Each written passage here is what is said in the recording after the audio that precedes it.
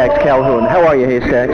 Very good, thank you. Nice being here with you. Thank you. Haystacks, a lot of people have commented about that chain that you bring into the ring. They want to know why you bring the chain into the ring. Well, that's a good luck charm. Really, the chain I use just to keep up with the horseshoe. The horseshoe is a good luck charm that my dad gave me. When I left home, so I traveled around over the country scuffling.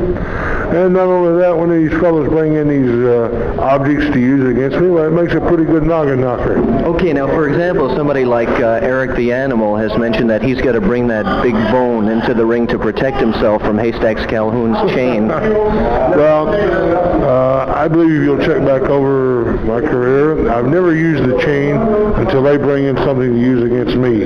I'd rather leave it hanging in the corner strictly as a good luck charm, unless they do try to use things to injure me with, and then naturally I'll fight back the way they fight. In other words, I use the old adage, fight fire with fire. Right. Okay, Haystacks, now do you feel that you outmatch a lot of your opponents because of your size? Well, I took a disadvantage, what would normally be considered a disadvantage, my weight, and learned to use it to my advantage.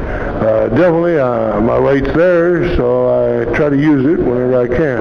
Okay, now you also have one maneuver which we've seen you use throughout the years you've been in wrestling, where you come off the ropes and you give the guy the big splash for the pin. Have you ever injured anybody seriously with that? Yes, I have. I've broken a number of ribs. I've put guys out of commission. I've put them in the hospital. You ever done that purposely? Well, again, let me say my purpose for when I go in the ring is not to injure anyone. It's to go in there to beat him. But some fellas, like the Sheik and like there's Moondog Maine and a couple of other fellows around, Blassie, Jonathan, these fellows are not satisfied with just beating their opponent. They want to cripple a man. Well, they were on fellows like that, I don't hesitate a minute into trying to cripple them. Right. I think that they should feel some of their own medicine. So, yes, I go in the ring to try to injure them sometimes. But like I say, my main purpose in there is to win, not to cripple anybody. But this type of fella, I will do it. All right, now do you ever change your strategy when you're up against a guy and there aren't that many your weight, like the McGuire brothers? Well, I've never wrestled against these fellas. I've been in team matches with them a couple of times. Let me say here, I'm big, of course. I was over 600 pounds, but I also learned to wrestle. These fellows seem to depend largely or nearly altogether upon their weight. But to be a real top wrestler in today, I don't believe that weight's enough.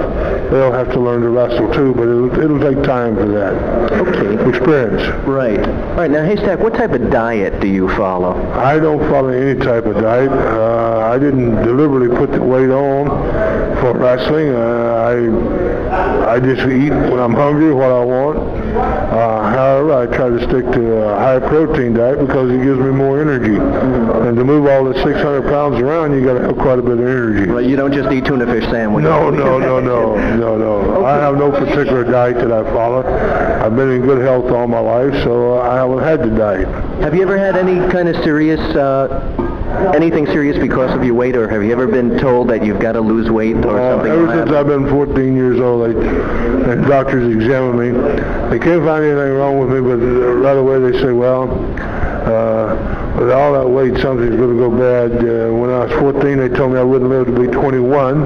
When I was 21, they said I wouldn't live to be 23. In California, when I was 23 years old, they sent me down to a heart specialist. The State Athletic Commission did there. And after the heart specialist examined me, he told me I wouldn't live 6 months. Well, I'll soon be 39 years of age. So, yes. They couldn't find anything wrong with me. They just figured with all that weight, something's got to go bad. Right. It hasn't yet. Of course it may, but it hasn't yet.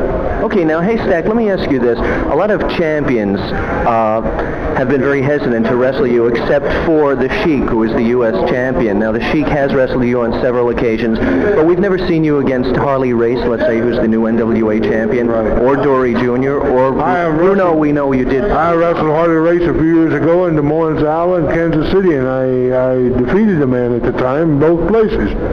But do you feel the champions are avoiding you? Well, years ago, from the National Wrestling Alliance in St. Louis, I got a letter. I'd been in wrestling maybe 6 months to a year. and they sent me a letter advising me that National Wrestling Alliance would not recognize sanction a championship match because I outweighed my opponent over 100 pounds. So that pretty well eliminated me from championship matches. Well, do you think they should have like a super heavyweight class then for guys like you and Monsoon and the McGuire twins? Well, it might be all right. I really haven't given it too much consideration because there's not enough of those guys around. They might be a half a dozen to a dozen at the outside of those big fellas, and I don't feel like that would be real competition because, well, you get to know too much about a man, and for the champion, he has to meet all comers, guys that he's never seen before. He doesn't know anything about them. If you're a heavyweight, you're a heavyweight. That's right. You go in the ring, you really, they say you plan strategy for a match. How can you? Because you don't know what the opponent's going to do. Right. You just have to take them as they come. Okay, now how many guys have you handled in a handicap match? Is there a record that you've set wrestling so many guys besides the Battle Royal in Los Angeles?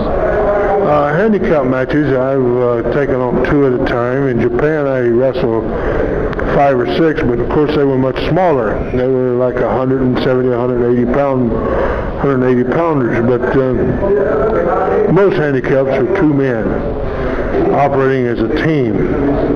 All right. Again, this was done back when I first started because they figured as big as I was that 2 men would wear me down, and I had too much of a weight advantage. But they soon found that I didn't wear down as quick as they thought I would, so they pretty well dropped the handicap matches for me.